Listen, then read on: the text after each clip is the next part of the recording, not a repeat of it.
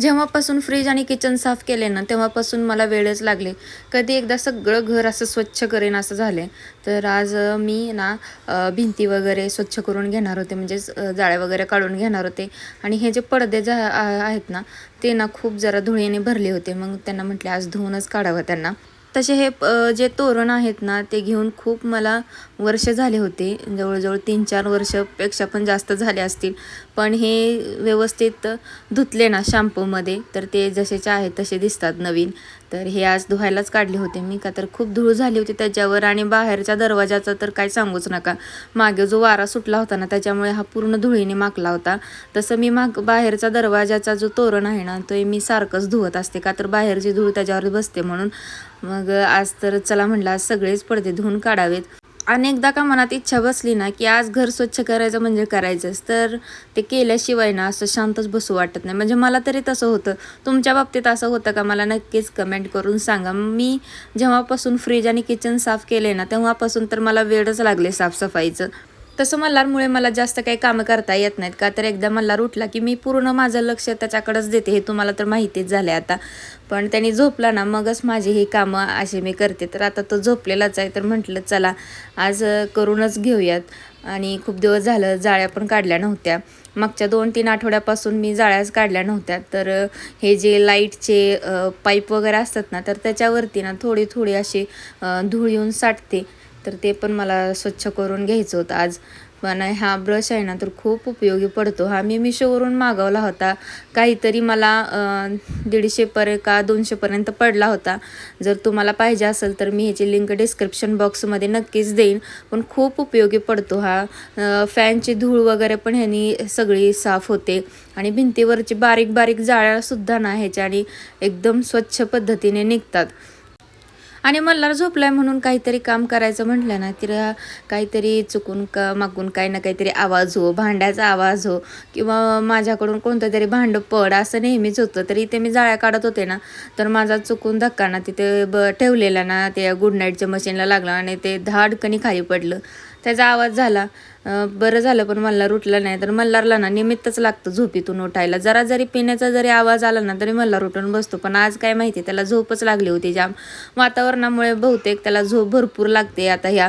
नाहीतर तो दुपारी कधीच झोपत नाही, जागाच असतो. माझी एडिटिंग वगैरे सुद्धा अशीच राहते दिवसभराची. तर असो इथे माझं सगळं जाळ्या झळमट सगळ्या भिंती वगैरे स्वच्छ करून झाल्या होत्या. जिथले तिथं सामान पण मी ठेवून दिलं.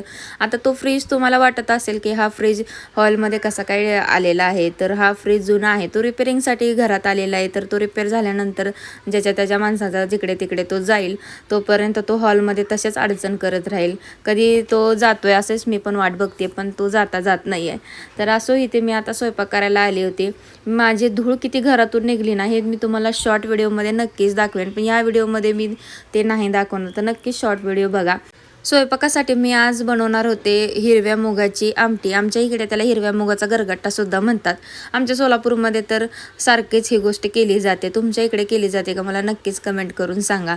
मेथीची भाजी, नाचणीची भाकरी आणि हिरव्या मुगाचा गरगट्टा असा माझा प्लॅनिंग होता. तर कुकरमध्ये हिरवे मूग मी भाजून शिजत घातले होते टमॅटो टाकून. तर त्याच्यासोबतच मी भाताचं सुद्धा लावलं होतं.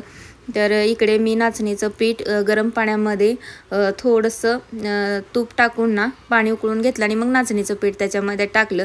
असं केलेलं ना दिवसभर नाचणीची भाकरी ना खूप मऊ राहते आणि खायला पण मस्त लागते. तर गरम पाण्यातून इथे मी पीठ थोडंसं उकड काढून घेतली आणि मग परातीत घेतलं. थोडंसं हाताला जो सोसते ना तेवढं पीठ झालं की मग हे चांगलं मळून घ्यायचं. आता याच्यामध्ये कोणी तांदळाचं पीठ वगैरे पण ॲड करतात, पण मी ते नाही करत. मी नाचणीचेच पूर्ण भाकरी करणार आहे. तर छान पीठ मळून घेतलं आणि मग ह्याची भाकरी करायला घेतली.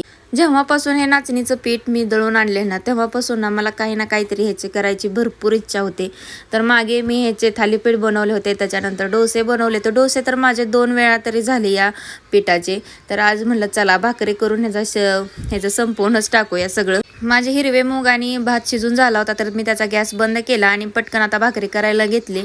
भाकरी तर एवढ्या छान मऊ झाल्या होत्या ना की काय सांगू. अशा पद्धतीने तुम्ही पीठ जर नाचणीचं मळलं ना तर दिवसभर खरंच भाकरी मऊ राहते. राहते. एकदा ट्राय करून नक्कीच बघा. आता मी छोट्या छोट्याच इथं भाकऱ्या केल्या होत्या, जास्त पण मोठ्या केल्या नव्हत्या, का तर खूप दिवसातून नाचणीची भाकरी करत होते त्याच्यामुळं. नाहीतर मी एरवी नाचणीची भाकरी माझी नेहमीच असते करण्यात, पण ही यावेळेस मी खूप दिवसातून करत होते म्हणून मी पहिल्यांदा छोट्या छोट्याच करून बघितले. भाकरी करताना मात्र आवाजाने मला रुटून आला होता आणि बरं रडत नव्हता, नाहीतर माझ्या भाकऱ्या तशाच करायच्या राहून गेल्या असत्या. पण त्याला कसं बसं शांत केलं, टी व्ही बघायला लावलं आणि मग परत एकदा भाकरीला लागले.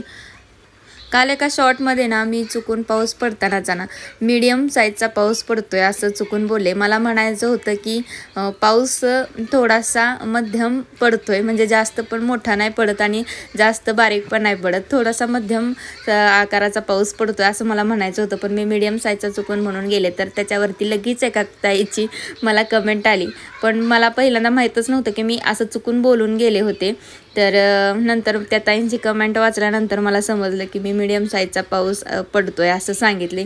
तर त्यांची कमेंट वाचून खरं तर मला खूप हसू येत होतं आणि त्यांची कमेंट वाचून मला माझ्या बहिणीचा सुद्धा फोन आला होता. तर माझी बहीण पण ना मला हसून भरपूर आमच्या त्याच्यावरतीच गप्पा झाल्या होत्या.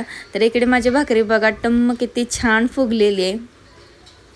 अशी टम्म फुगलेली भाकरी ना आमच्या घरात खूप आवडते सगळ्यांना. आहो तर माझ्या भाकरीला ना खूप कौतुक करतात की माझी भाकरी ना कधीसुद्धा अशी फेल जात नाही, अशी टम्म फुगते. तर तुम्ही पण अशी नक्कीच ट्राय करून बघा. तर भाकरी करताना अचानक गॅस गेला आणि एक भाकरी अजून करायची शिल्लक आहे. भाजी पण नाही केली अजून. तर आता आहोंना फोन करून बघते की ते येत आहेत का ते बघते. तर झालं असं की आता हो म्हटले की मला तर आता यायला वेळ नाही गॅस जोडून देण्यापुरतं, तर मी आता येऊ शकत नाही आता. तर म्हटलं आता एक भाकरी तेवढी आपली शिल्लक राहिली होती ती फ्रीजमध्ये ठेवून दिली. आणि माझ्याकडे इंडक्शन आहे पण त्याच्यावरचे भांडे नाही आहेत माझ्याकडे.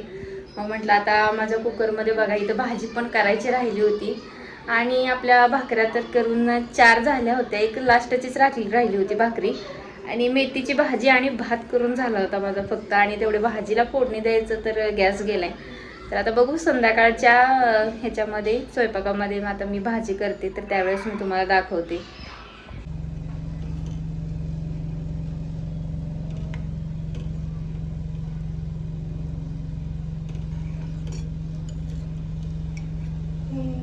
तर मला तुम्हाला भाजीची रेसिपी दाखवायची होती, पण आहोंना ऑफिसवरून यायला उशीर झाला आणि मग गॅस पण लेट जोडला आणि आत्ता भाजी करून झाली माझी. तर रेसिपी तर काय मला शूट करता नाही आली, का तर मला बाकीची पण भरपूर कामं होती. तर नंतर कधीतरी मी जर रेसिपी करणार असेल ना तर तुम्हाला मी नक्कीच दाखवेन की हिरव्या मुगाची भाजी कशी करतात. आम्ही तर त्याला गरगट्टाच म्हणतो, तुमच्या इकडे काय म्हणतात मला नक्कीच कमेंट करून सांगा. आणि हा माझा दिवसभराचा ब्लॉग तुम्हाला कसा वाटला हेही मला सांगा. तर तुम्हाला माझे असे घरकामातले म्हणजे मी जे घरी रेग्युलर रोज जे काही काम करते ते तुम्हाला व्हिडिओच्या माध्यमातून बघायला आवडतात का हे मला नक्कीच कमेंट करून सांगा. तर चला मग भेटूया नेक्स्ट व्हिडिओमध्ये, तोपर्यंत बाय बाय.